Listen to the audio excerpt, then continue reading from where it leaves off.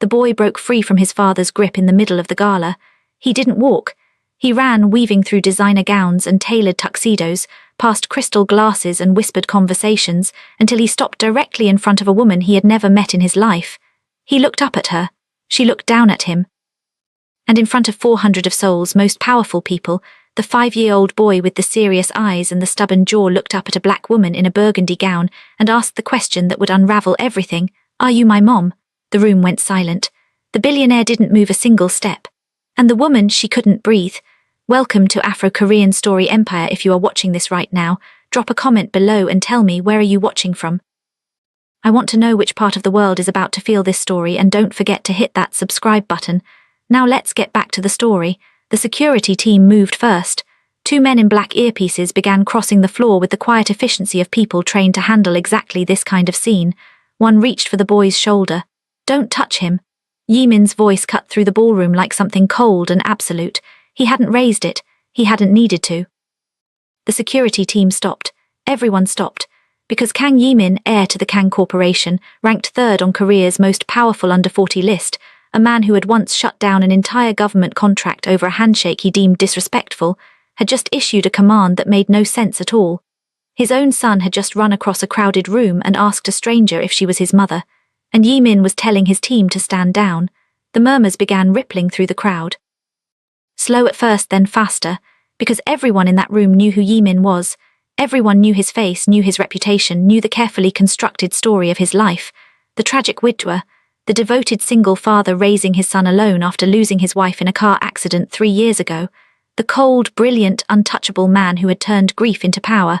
They knew all of it, which was why none of them understood what they were watching. The boy hadn't moved from his spot. He was still looking up at the woman, his small hands hanging at his sides, completely unafraid. Like standing in front of her was the most natural thing he had ever done. The woman finally crouched down. She did it slowly, like someone approaching something fragile.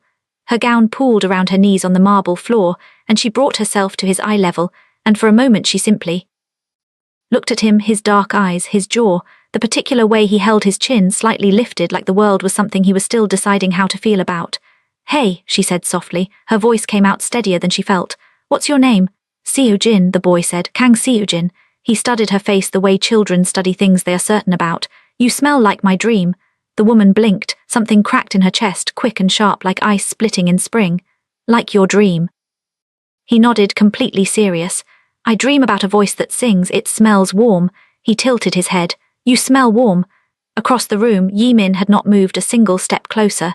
He stood with a glass of whiskey he was no longer drinking, watching the scene with an expression his executive team had never seen on his face. Not anger, not embarrassment, something that looked dangerously close to terror. Because the woman straightening up from the floor, the woman his son had just run to with the certainty of someone following a compass home, the woman whose face had been stopping his breath for the past 4 minutes, he recognized her. And the recognition was doing something catastrophic to everything he had spent the last 6 years carefully building. Her name was Juliet Adami. And the last time Yimin had seen her, she was walking away from him in the rain outside Seoul National University's East Gate, her shoulders shaking, her face turned away from his, and he had told himself she was choosing to go. He had told himself she had never loved him. He had told himself she was gone because she wanted to be. He had told himself many things. Standing in a ballroom 6 years later, watching his 5-year-old son refuse to leave her side, Yimin was beginning to understand exactly how many of those things were lies. Juliet straightened up fully and finally turned to look at the man across the room. Their eyes met for the first time in 6 years. Neither of them spoke. Neither of them had to. The 6 years collapsed between them like paper, and what was left underneath was something raw and unresolved and still, somehow, alive. Seo-jin reached up and took Juliet's hand, just like that, like it was something he had always done. She looked down at their joined hands and her throat moved. The room watched everything. Yimin finally set down his glass. It had started 4 years before Seo-jin was born, in a semester that should have been ordinary and became anything but. Juliet Adami arrived in Seoul on a Tuesday in September, 23 years old, bright-eyed and underprepared for Korean winters, carrying a scholarship letter from the Korea-Africa Cultural Exchange Program and more ambition than luggage. She was doing her graduate internship at a communications firm in Gangnam, a firm that, as she discovered on her 3rd day, handled the public relations account for Kang Corporation. She was not supposed to meet Yimin. Interns did not meet men like Yimin. There were flaws between them, glass walls and access badges, and the simple geography of power that kept people like her on level 4 and men like him in the executive suite on level 31. But she had gotten lost. She would tell this story later in those early months when they could still laugh freely, and she always started the same way. I took the wrong elevator. She had meant to go to the print room on level 5. She had pressed what she thought was 5 and ended up on 31, and by the time she realized it, the doors were already opening, and she was stepping out into a corridor that was very clearly not where she was supposed to be. White marble, orchids, a view of the Han River that made her forget for 3 full seconds that she was an intern with a print job pending. Yimin had been coming around the corner with 2 senior executives and a phone pressed to his ear. He had stopped when he saw her, not because she was in the wrong place. He hadn't known that yet. He stopped because she was staring out at the river with an expression of such unguarded wonder that it took him a moment to process that he was looking at a real person and not someone who belonged to a different, softer world than his. "Can I help you?" he said, and it came out flatter than he intended. She turned from the window, blinked at him, and then looked at the executives behind him and then at the orchids and then back at him. "I pressed 5, she said. "This is 31. I know that now." He looked at her. She looked at him. The 2 executives exchanged a glance. "The elevator bank on the left goes to floors 2 through 10, he said. "Thank you." She moved past him toward the elevator, then paused and turned back. "Nice view, by the way. You should look at it more often. Seems like you might be missing it." She was gone before he could respond. He stood there for a moment and then turned to look at the view she had been looking at. The Han River, silver and wide in the September light. He had walked past that window every single day for 3 years and he had never once stopped to look at it. He looked at it now. His executives said nothing. They were wise enough men. He found out who she was by the end of the week. Not in a sinister way, he simply asked the HR liaison which interns were currently assigned to the communications floor, and one of the names was Ademi, J, Korea Africa Exchange Program, Nigeria, communications graduate student. He did not act on the information. He wasn't built for that kind of impulsiveness. He filed it away and returned to his work, and told himself the moment on floor 31 was nothing more than a brief interruption. Then he saw her again in the coffee line on level 2, 3 weeks later, and she was arguing politely but firmly with the barista about the sugar content in her order, and something in his chest moved in a way he did not have vocabulary for. He ordered his coffee, she collected hers. She glanced over, recognized him, and nodded with the complete ease of someone who had not spent 3 weeks thinking about the encounter. He found that almost offensive. "You work here," he said. "Level 4, she said. "Intern, you can relax." "I am relaxed." She looked at him in a way that suggested she disagreed but was choosing not to make it a conversation. She picked up her coffee. "See you around, level 31. She walked away. He stood there with his coffee and realized he was, in fact, not relaxed. It escalated slowly and then all at once, the way these things always do. He found reasons to review projects that crossed her floor. She found out quickly what he was doing and called him out on it matter-of-factly in the middle of a hallway with zero apparent fear of the fact that he could end her internship with a phone call. "You keep showing up on level 4, she said. "You could just say hello." "I was reviewing the Hyundai account." "The Hyundai account is on level 6. Pause. "Hello," he said. She laughed. It was the first time he had heard it. It did something violent to his composure. They started having coffee. Just coffee, just 15 minutes in the building cafe, just twice a week. He told himself it was nothing. She brought things into those 15 minutes that he hadn't experienced in years, real opinions, real laughter, an absolute refusal to treat him like a person to be managed or impressed. She argued with him about architecture. She told him he was wrong about jazz. She asked him questions no one ever asked him, things like what do you actually enjoy, not what do you achieve, what do you enjoy. He didn't have an answer. He had to think about it for 3 days. When he came back and said woodworking, she had looked at him with such genuine delight that he felt, briefly and alarmingly, like someone worth knowing. He was falling in love with her. He understood this. He also understood that it was complicated in ways that went beyond the simple mathematics of power and intern status. His family had expectations. The Kang name carried obligations that had been explained to him in full, formal terms before he turned 18. He was expected to marry within a specific world, the world of old soul money, the world of approved surnames and approved bloodlines and approved ambitions. He understood all of this. He fell in love with her anyway. By November he was taking her to places that had nothing to do with the building, a woodwork museum she had spotted in a magazine, a night market where nobody knew his face, A small gallery in Hongdae where she stood in front of a painting for so long he started studying her face instead of the canvas because it was more interesting. She noticed. She turned and caught him looking and she didn't look away. "Yimin," she said. "Yes."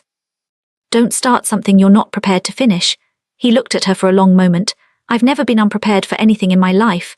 "That's not the same as being brave," she said. He took her hand right there in the gallery in front of everyone. It was, for Kang Yimin, a radical act. She laced her fingers through his and turned back to the painting. He had never felt so unguarded in his life. With her, the armor he had been wearing since his father made it clear at age 12 that softness was a liability, that armor came off. He didn't know how she did it. She didn't try. She simply refused to pretend with him, and so he stopped pretending too, and what was underneath was something quiet and frightened, and in her presence no longer afraid of itself. They were together for 8 months. The pregnancy was not planned. It also was not, in the quiet, honest space they had built between them, unwelcome. Juliet found out on a Thursday morning in April.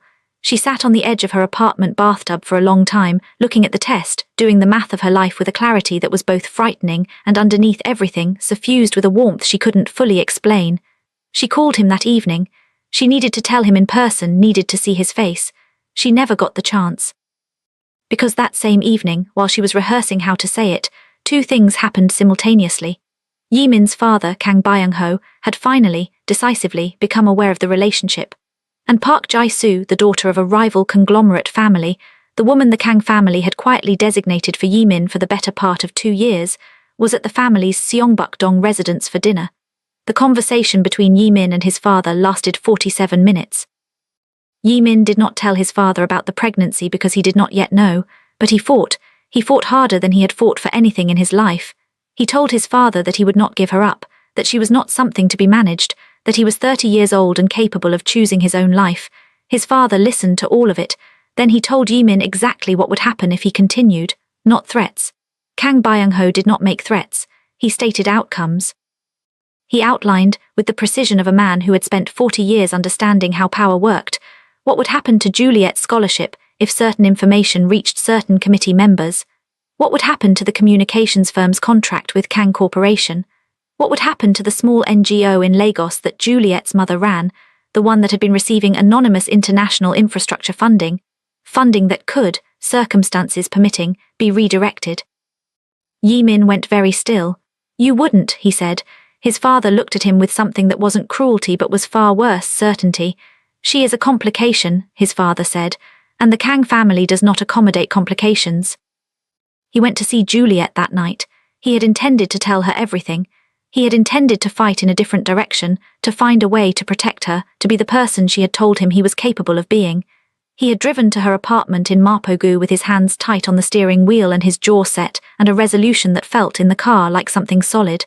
But she had opened the door and seen his face, and before he could speak she had said, "What happened?" And something in him had fractured in a way that was not fixable in one night. He told her about the conversation with his father. He told her about the threats, not all of them, not the worst of them, but enough. He watched her face as he spoke, watched her absorb it, watched the warmth in her eyes go careful and contained. "What do you want to do?" she asked. "I want to protect you," he said. "I need time, I need to." "Yimin," her voice was quiet. "What do you want to do?" He should have said, "I want to stay." He should have said, "There is something else, something I need to tell you, something that changes everything." He should have asked her why her hands were shaking before he arrived, should have asked why there was a pharmacy bag on the kitchen counter, should have stayed long enough to hear the thing she had been building the courage to say. He didn't. He said he needed a few days to find a solution that didn't expose her to what his father was capable of. He said it like it was a reasonable thing, like time was something they had in abundance. He left. He never got those few days. Because the following morning, Juliet received a visitor.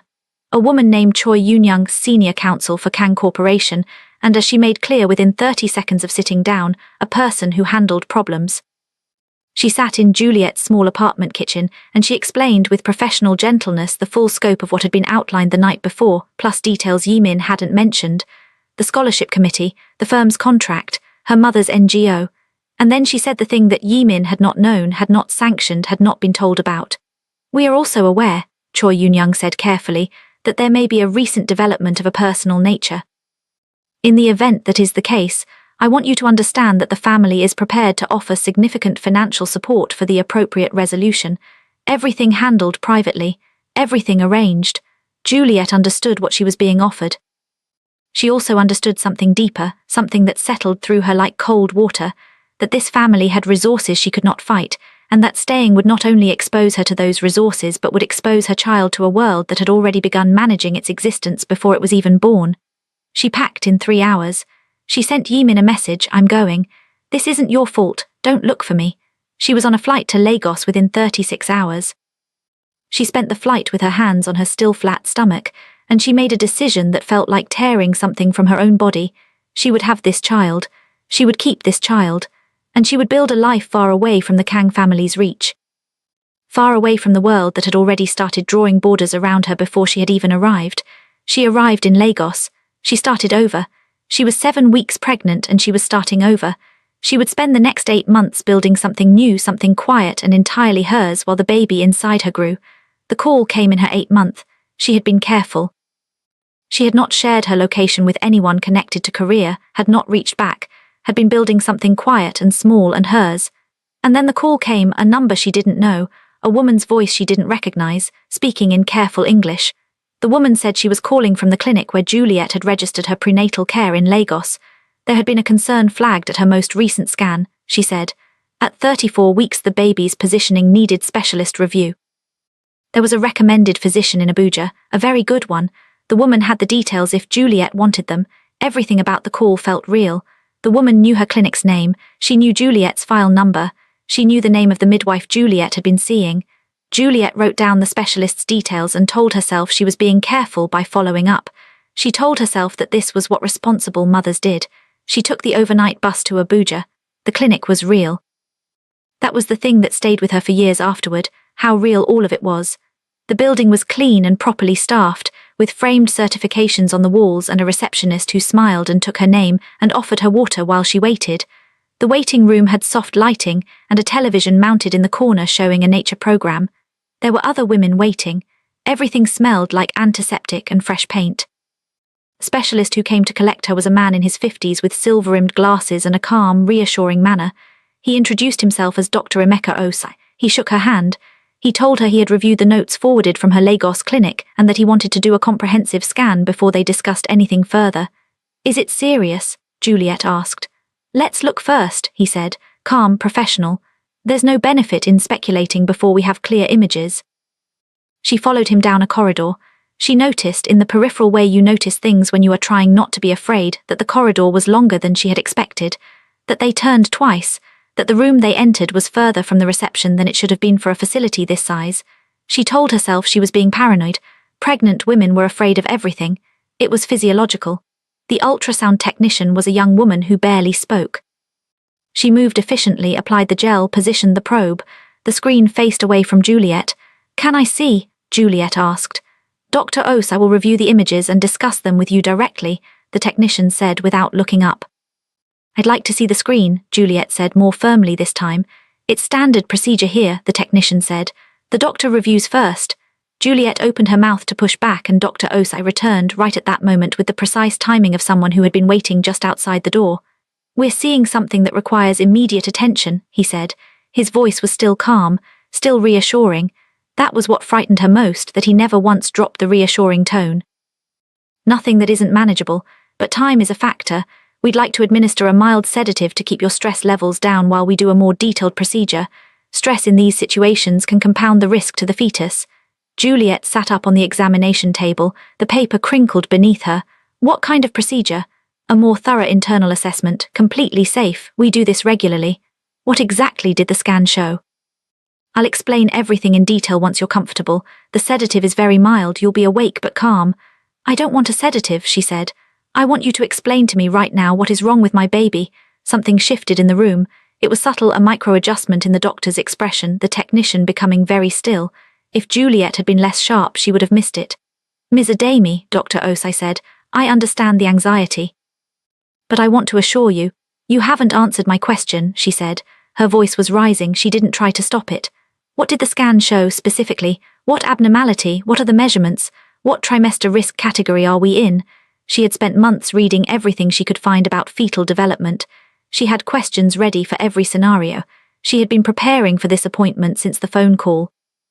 She asked 5 specific clinical questions in rapid succession, the kind of questions that required real answers, not reassurances. Dr. Osei looked at her for a long moment.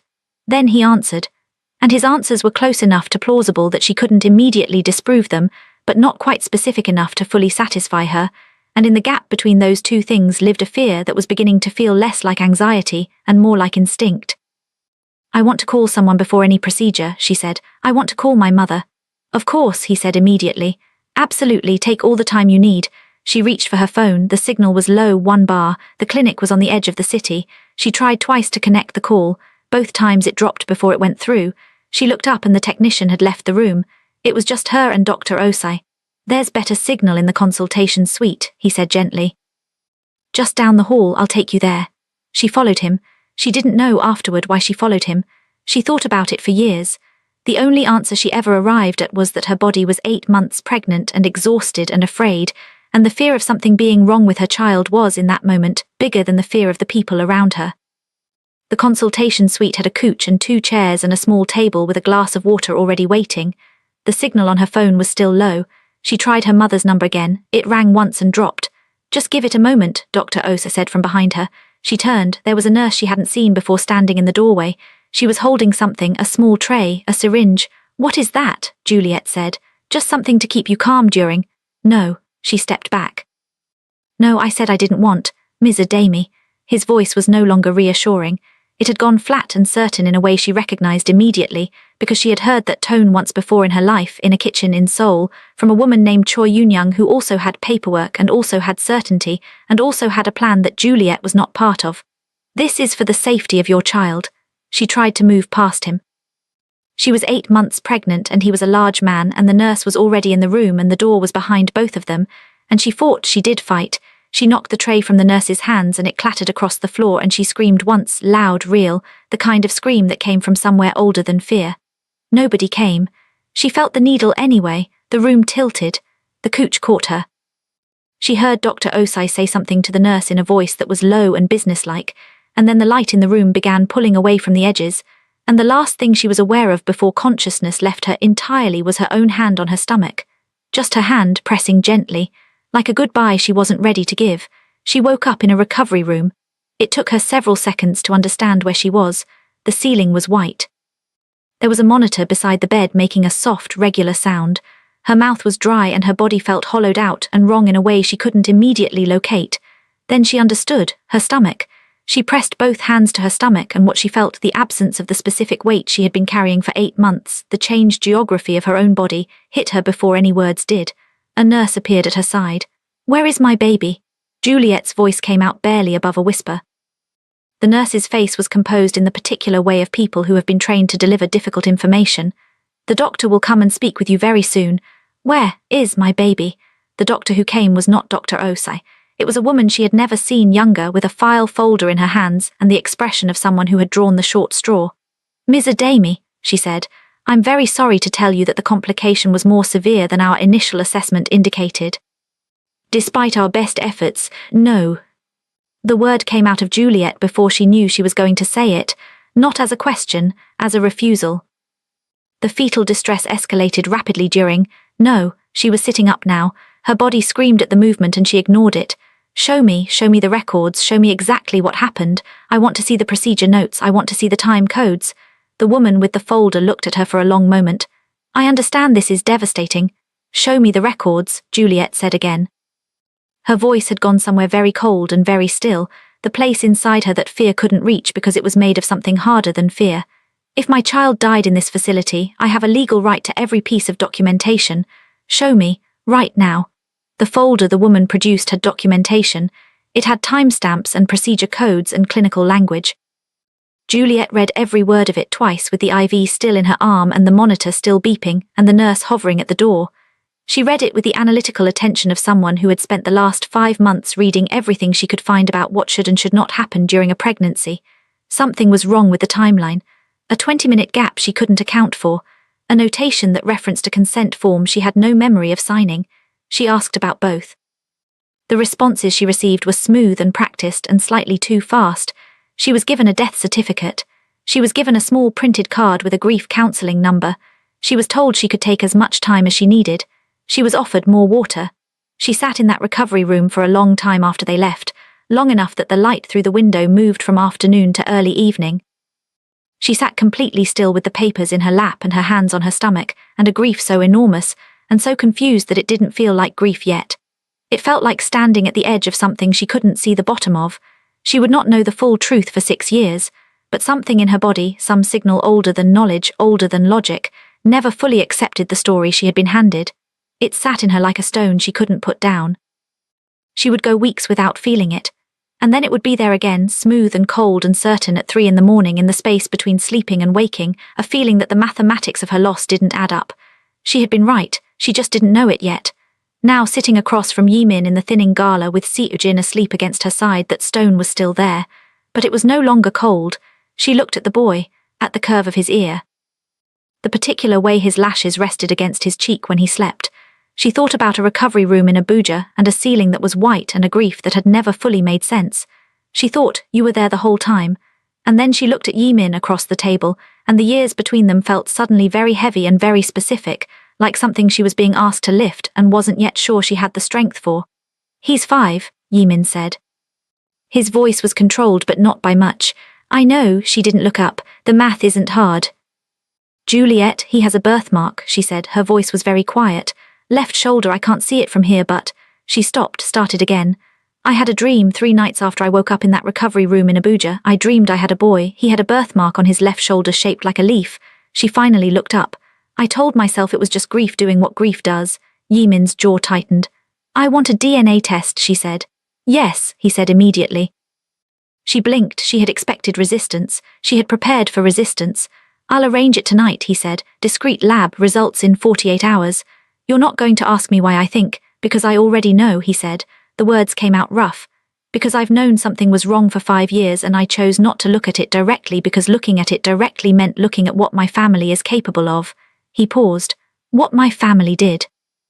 The words sat between them like a verdict. Juliet looked at Seojin's sleeping face, at his jaw, at the particular set of his eyes, at the way he was holding her arm even in sleep, the grip of someone who had found something and intended to keep it. He called me Mom, she said. He's never met me in his life and he called me Mom. He talks about a voice, Yimin said quietly. A voice that sings. He's talked about it since he was 3. I never, he stopped. He pressed his fingers to the bridge of his nose. I didn't know what it meant. I used to sing, Juliet said. When I was pregnant, I had a playlist. I sang along to it every night. She looked at Yimin with something in her eyes that was not warmth and was not hatred. It was the look of someone standing in the ruins of something that was once very beautiful, trying to figure out whether the ground was solid enough to stand on. If this test comes back the way I think it's going to come back, Yimin, I need you to understand that I'm going to need the full truth, not the version that protects your family, the full truth. You'll have it, he said. I also need you to understand, she said, that I am not the same person I was in Seoul. I was 23 and I was in love with you and I was out of my depth and they knew exactly how to use all of that against me. I am 31 now. I have a company. I have a life, and I have spent 6 years not falling apart, which cost me more than you know. She looked at him directly.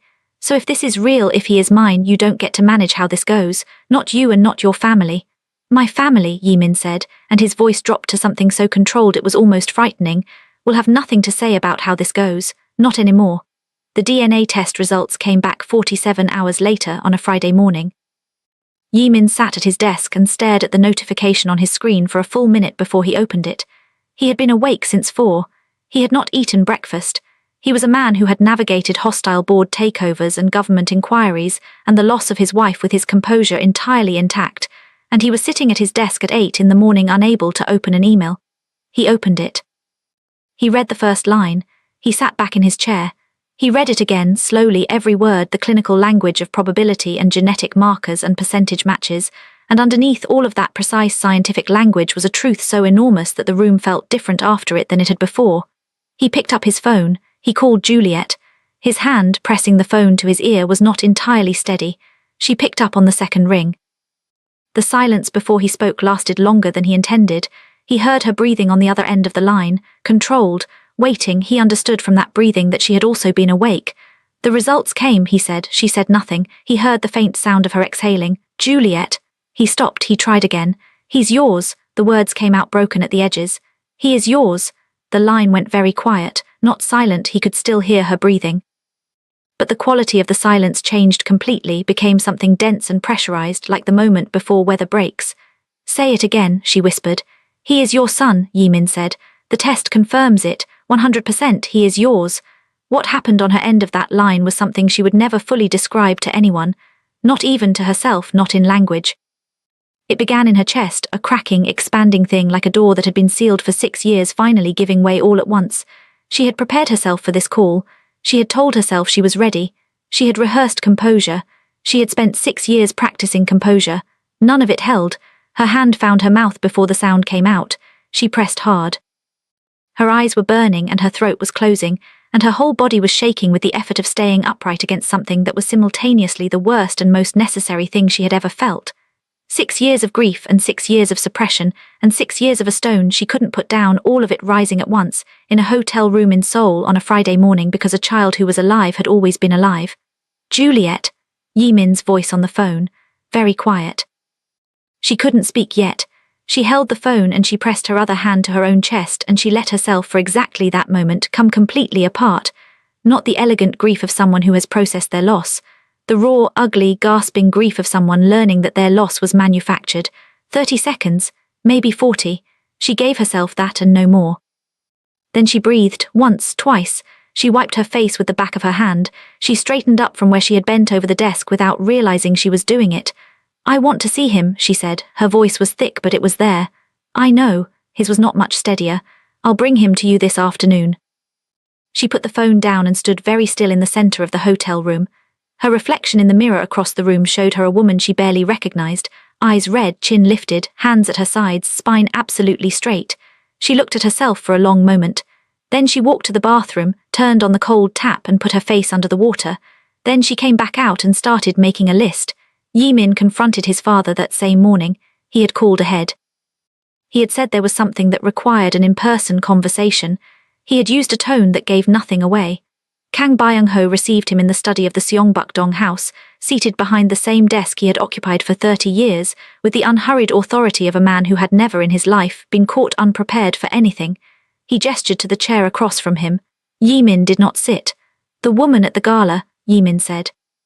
His father's expression registered a mild, polite interest. "I saw there was some kind of scene. These things happen at public events. If the child is becoming difficult to manage in social..." "Her name is Juliet Adami," Yimin said. "You know that name." The mildness in his father's expression didn't shift exactly. It settled, became more deliberate. "Yimin, if this is about that intern from some years ago..." "It is." Yimin placed a single sheet of paper on the desk. A printed summary of the DNA results. "That is a paternity and maternity confirmation. The boy is hers, Seujin is her son." His father looked at the paper. He looked at it for longer than a man who had nothing to hide needed to. Then he sat back in his chair and folded his hands on the desk with the practiced stillness of someone buying time to recalculate. "DNA tests are not infallible," he said. "Laboratories can be compromised. Results can be..." "Don't." Yimin's voice came out with a quiet force that stopped his father mid-sentence. "I used 3 separate laboratories. Independent verification. The probability of error across all 3 is statistically non-existent." He paused. "I also have the bank transfer records." Something moved in his father's eyes. The first real movement.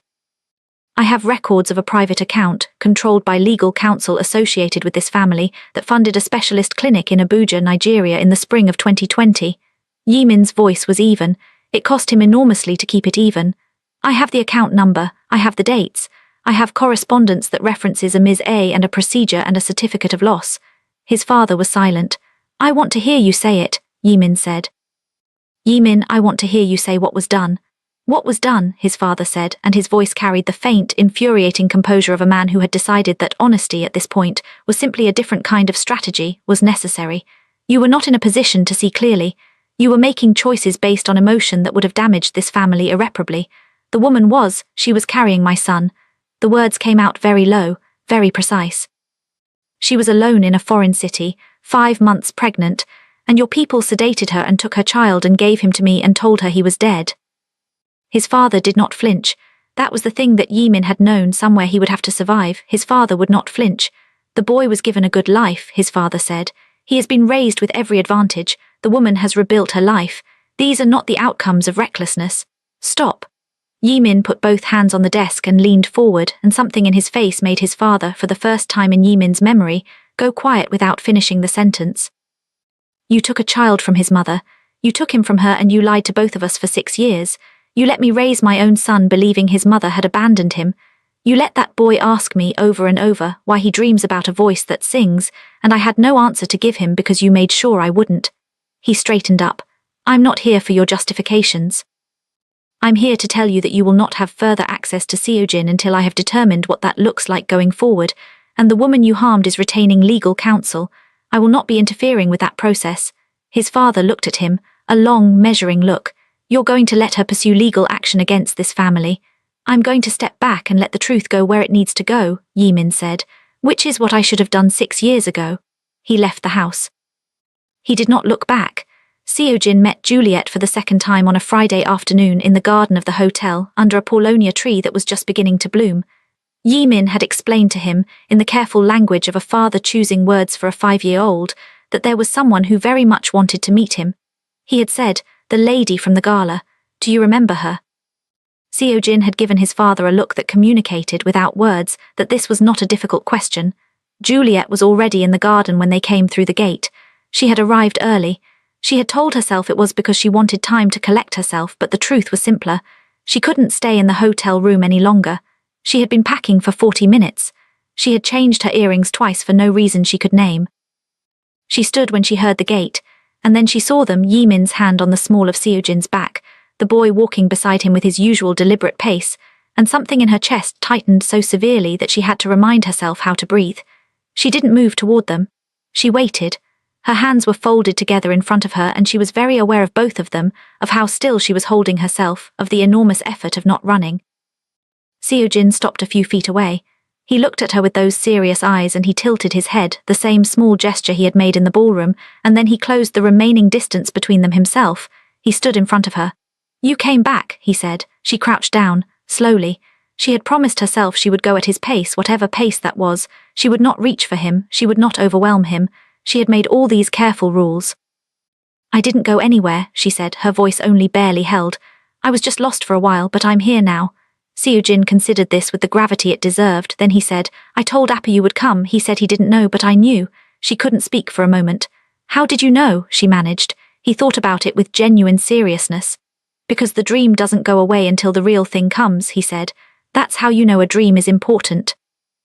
Behind him, Yimin had gone very still. Juliet pressed her lips together.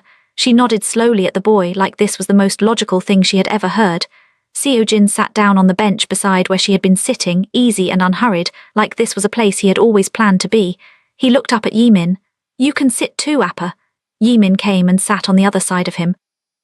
The three of them on the bench under the paulownia tree, with the blossoms coming in overhead and the city a distant sound past the garden wall. Juliet looked at Yimin across the boy between them, the distance and everything inside it. She looked at him for a long moment and then she looked away because there was too much there to hold all at once. He's brave, she said quietly. Not to Yimin exactly, not to anyone in particular. He gets it from somewhere, Yimin said. His voice was rough. Seojin, who had been examining a small stone he'd found at the base of the bench, held it up to the light with the focused attention of a scientist. Then he turned to Juliet and held it out. For you, he said. She took it from his palm, a smooth grey stone, unremarkable, perfect. Thank you, she said. You're welcome. He went back to looking for another one. Then, without looking up, with the casual certainty of someone stating a fact about the weather, he said, I'm going to call you Mama. Juliet's hand closed around the stone. Yimin looked at her. She was looking down at the stone in her fist, and there were tears moving down her face that she hadn't tried to stop, and she was letting them fall the way you let rain fall without trying to be somewhere else. He didn't say anything. There was nothing adequate. He sat with her in the garden while the paulownia blossomed, and his son narrated the qualities of every stone he found, and he let the weight of all of it sit where it needed to sit, the years, the loss, the damage, the staggering, unearned grace of this afternoon, without trying to manage it into something smaller. After a long time, Seojin looked up at both of them with the evaluating expression he sometimes got when he was assessing a situation. Why are you sad? He asked. He was looking at Juliet, but the question seemed to include Yimin. We're not sad, Juliet said. You're crying. Sometimes, she said carefully, you cry because something is better than you expected, not because it's bad. Seojin absorbed this. He looked at his father.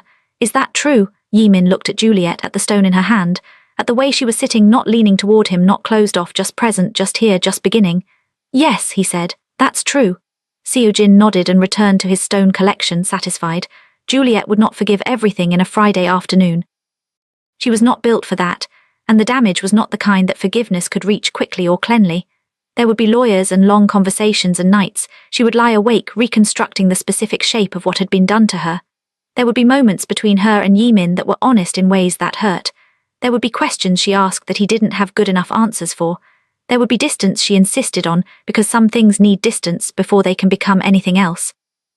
But the boy was real. The boy was beside her, picking up stones and handing her the best ones, and he had called her Mama with the same ease with which he had run across a ballroom, and something she had buried so deep she had almost stopped believing it was there was, improbably and against everything, still alive. She opened her hand and looked at the small grey stone. She closed it again. She was still holding it when the sun moved behind the Paulonia tree and the garden went golden and quiet, and Seojin fell asleep between them with his head on her arm and his feet across Yimin's lap, as though he had simply decided that this was where he belonged and saw no reason to argue with himself about it. The truth had taken 6 years to arrive. It was bigger than the lie that had replaced it, and heavier, and so much more worth carrying. And if this story reached something in you today, if you felt even a fraction of what Juliet felt in that recovery room, or what Seojin knew before anyone else did, then hit that like button right now. Subscribe if you haven't, because there are more stories like this one waiting for you, and you don't want to miss them.